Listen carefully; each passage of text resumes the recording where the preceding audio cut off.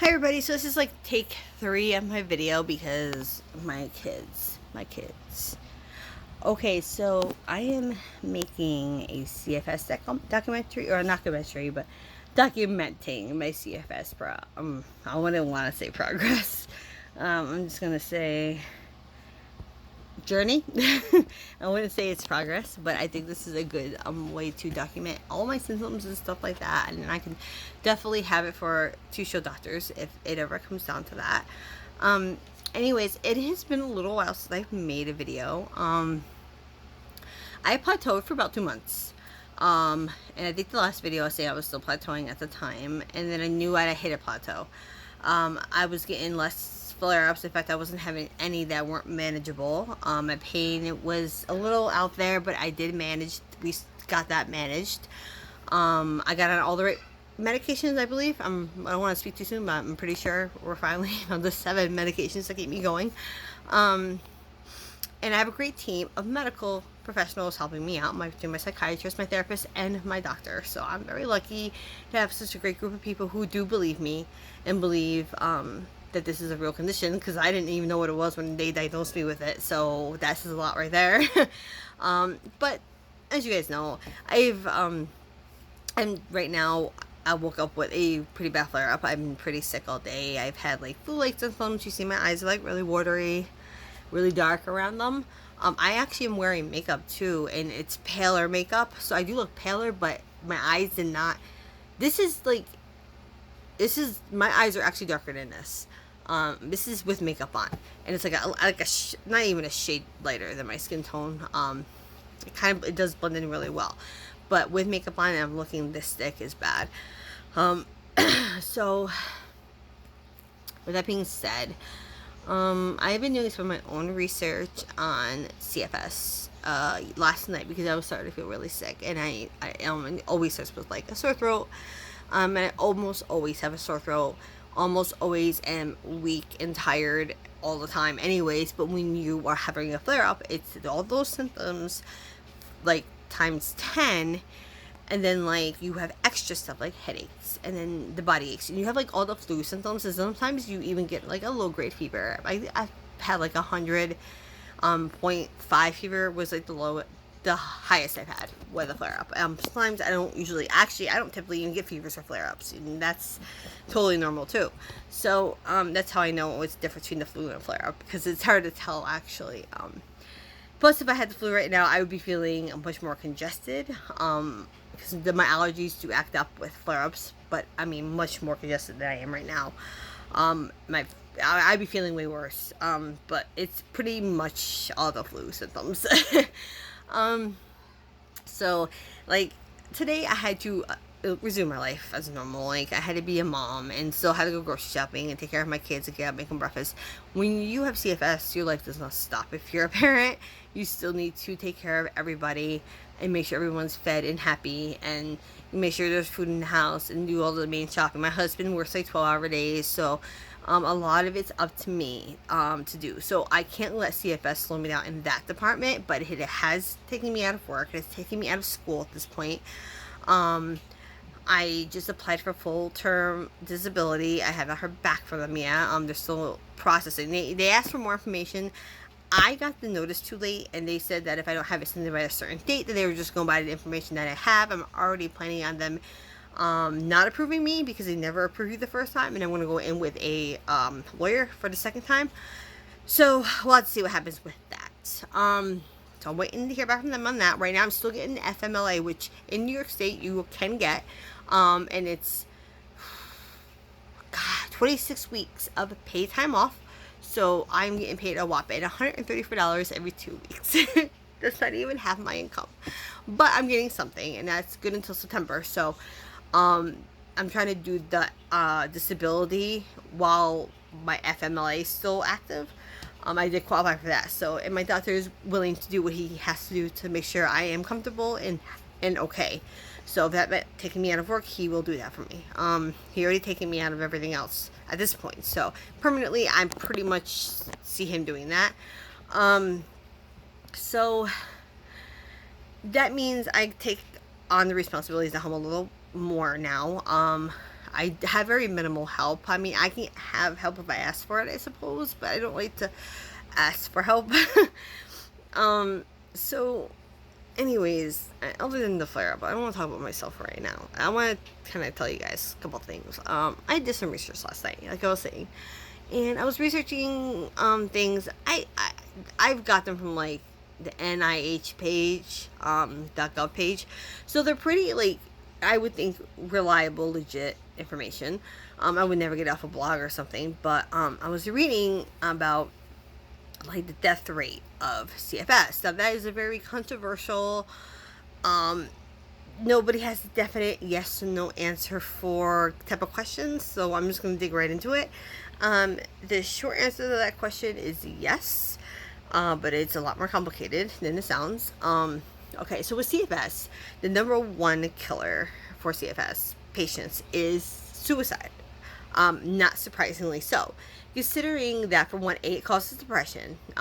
B, it with the lack of support in the United States for CFS amongst doctors and medical professionals, friends, family, whoever, and just chronic illnesses in general.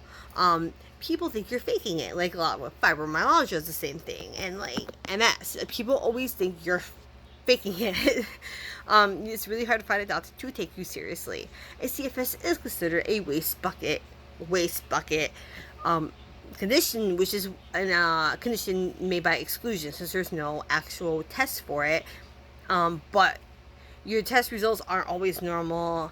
You know, you're showing all the signs. Like, I've been hospitalized for it. Like, they definitely know I have it for a fact. It's not like something they're just saying I have just to brush the rest of it away. I've been tested for every single autoimmune disease, every other disease out there. I've been tested for everything, and that's the only thing left. And they know me. They know I'm not a hypochondriac. Like, I'm the opposite. You will never catch me at a doctor's office or hospital unless I'm dying.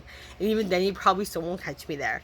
I had 103 temperature with the flu one time and just stayed in bed. I was like, I'm fine. They're like, get up and get to the hospital. I'm like, I was like borderline 104. I'm like, I will be fine. Let me just sleep it off. Like, eventually somebody did bring me in and forced me, but that's what I'm saying. Like, so for me to keep going back and forth to the hospital and the doctor so many times over the last like almost a year, kind of tells them that something is wrong with this girl. Like, she doesn't normally do this. Her blood pressure is always really low. She's losing all this weight for no reason. You know, there's just little signs that something's wrong, you know, and they finally took it all seriously. And they finally, after like 8 or 7 doctors and trillions amounts of tests and blood work, finally got a diagnosis. So for me it was hard, but I kept pushing. I didn't give up. Some people just don't have that, and that's fine, and I understand that. And some people aren't lucky like me either, and I get that too. So the lack of support with the mix of depression and then becoming dependent, and your life changes in a snap with CFS. I mean, people can't work, people can't go to school. All those degrees that I've earned are now just pieces of paper I'll never be able to use. I mean, I can barely even drive anymore. And you're on all these medications that you literally have to survive off of, and everything's always a fight. Okay, my phone was ringing, sorry. And everything's always a fight, and it's always just a fight, you know? So it's like, okay, let's just stop here and be like, this is too much. You know what I mean? This is too much. Like, I can't do all this. Like, and I can see why somebody will want to, honestly, rather not live. Because for me, I'm a very independent person. I've always been independent. I've been raised to be independent by my mom, my grandmother. Every female in my family is very independent. None of us depend on any man or government or anything like that. And now all of a sudden, here I am. So it's kind of a devastating blow, yeah. Have I thought about killing myself in a sense that I want to die? No. Have I thought about dying? Like, I'd rather be dead sometimes than feel this way? Absolutely. I think all of us do. I think a lot of us get to a point where we're so debilitated and in so much pain, and we just cry. I mean, this time I was just throwing up blood. I didn't even know where that was coming from. And I'm like laying on the floor with headaches, these thunderclap headaches, one right after another, and I just couldn't even move. And I'm just like, I'd rather be dead than be going through this. But for me, once I started getting treatment, it got a little better. My depression got better. I don't feel that way anymore. But a lot of people don't get that. So it's not the sense that people want to kill themselves, they're not wanting to die. They just don't want to live this life anymore, because this life with CFS is very difficult. Like with any other chronic condition, it is very difficult to get diagnosed. It's very difficult to get treatment for, to be taken seriously. It's very difficult to live with, especially if you're not being taken seriously. It's like, I know, like, I love my friends and neighbors and stuff like that, but I think a lot of them don't take me seriously when I tell them, oh, I'm just so tired, like, stop being lazy. Like, unfortunately, I'm like falling asleep in my chair. Like, that's bad. I'm like out with all my neighbors, and they're just like, hey, but wake up. Like, what's the deal? I'm like, guys, like, I have a chronic illness. Like, seriously, like, just let me fucking sleep. Like, I get so tired, and it's weird because, when I want to sleep, I can't, and when I don't want to sleep, I fall asleep. It's like everybody has that problem with CFS. Everyone I talk to in my support group. So I could definitely see why somebody would feel that way. It's more like a death with dignity type of deal. But our goal here in my videos here, anyway, I'm one person. I cannot save the world, but I think that with making my videos and making an awareness to this condition will help people understand, and maybe help the medical field understand better. And I think if we all got together and did this in the United States, especially because the UK, I feel like, has made a lot of progress in it. But again, in the United States, if we all got together and did this, we might be able to make a difference. At least, not make other people feel alone. Let's let them know you are being heard. We hear you. I hear you. I'm speaking for you. I'm going to speak for you because I can. And you might have the courage to do that, but I have the courage to make videos, to post them, to show people I want to make a difference. So here I am to make that difference. So yeah, the number one killer, obviously, is suicide, which is not really, like I said, surprising. I also read that, and this is what I read from. Now, not a lot of autopsies are done with people with CFS who die, who pass away, whether unexpectedly or from being sick or whatever. But the couple that were done, there were a few things that came up. I think they said it was kind of surprising and very, and kind of like, the one thing everybody had in common was something to do with your brain and how, like, the neurons in your brain or whatever, I know, sort of like the white matter in your brain. It was something to do with your brain swelling and your spinal cord swelling. And they're basically saying that happens when you do too much work. So exertion is what we call it. And that's when you are exerting yourself too much. So, like, basically working too much, working out too much. When you like, if I were to say, take a walk, and I started feeling sick, I'll start feeling sick, I'll start feeling tired, I'll start feeling weak, and my symptoms will start to flare a tiny bit. That's my body saying stop. But if I kept going, that's when I can start to swelling up, and typically over time, as you would guess, that could probably cause death, which is basically what it does. There's a whole lot more to that. There's a lot more scientific terming, stuff I don't even understand, but from what I got from it, that's what it was basically saying. So yeah, you can die from that, and that's why it's so important to listen to your body and to be aware of what your body is telling you, and to stop when your body says stop. I don't like not exercising. I don't want to gain weight, because I know I'll probably gain maybe some weight, and I don't want to gain weight. I want, I lost 100 pounds. I don't want to gain all that back. So I might see about getting hold of a physical therapist to see if maybe if there's a way we can figure out a way to do some sort of workout. I mean, I know I could probably do like yoga and stuff like that, but that's not gonna help me lose weight. I need something to help me keep my weight down. Also eating better, obviously. Try to eat healthier. Don't eat like crap or whatever. So yeah, it can kill you, and it can kill anybody. So I want people to take it seriously. Like, I really do. I want you guys to take it like any other disease. They said the prognosis of people with ME and CFS are typically actually the same. Is grouped together. Okay, there's conflicting information on this, but it's grouped together as the same disease in the United States. But in other countries, they don't group it together, which is weird because the symptoms are like identical. So it's kind of like, all right, I live in the United States, so I guess I have CFS/ME. That's what we call it. ME is actually what they want to start calling it now. So it sounds more, I don't know the actual terming for it. It just sounds more professional. They said up here, see, I can't remember what I was saying. This is horrible. But they were saying, like, yeah, people with CFS, it one study was saying how like it takes like 25 years off your life. So that would mean, if I did the math correctly, like say I die like the age of 90, like most of my family members live 90 or past that.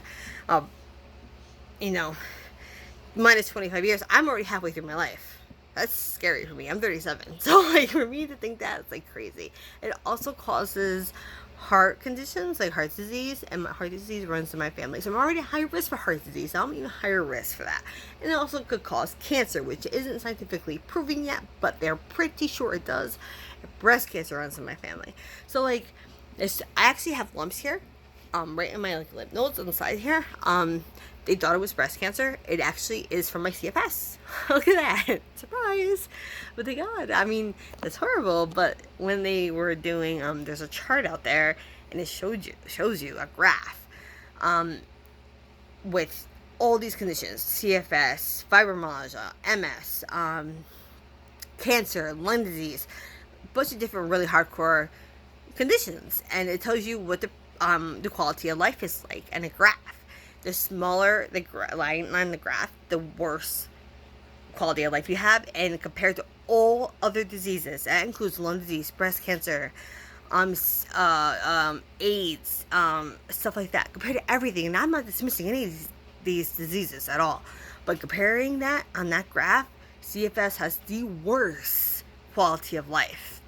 That's scary for me. Like, no wonder why people want to die. Like, they don't want to live like that. And that's why we have to change how we're looking at this. So I'm here to make these videos to hopefully make a change, and hopefully we can get the ball rolling on some sort of something. I mean, treatment, something, a better way of dealing with it. Make the public more known to it. Make people more accepted who have it. And that's what I want to do. I'm one person. I can't save the world, but I think if we all got together and did something, maybe there would be change. I don't know, but that's all I have for you today, because I am done. I am about to pass out right now. So anyways, guys, thank you for watching, and I love you all, and I will be back.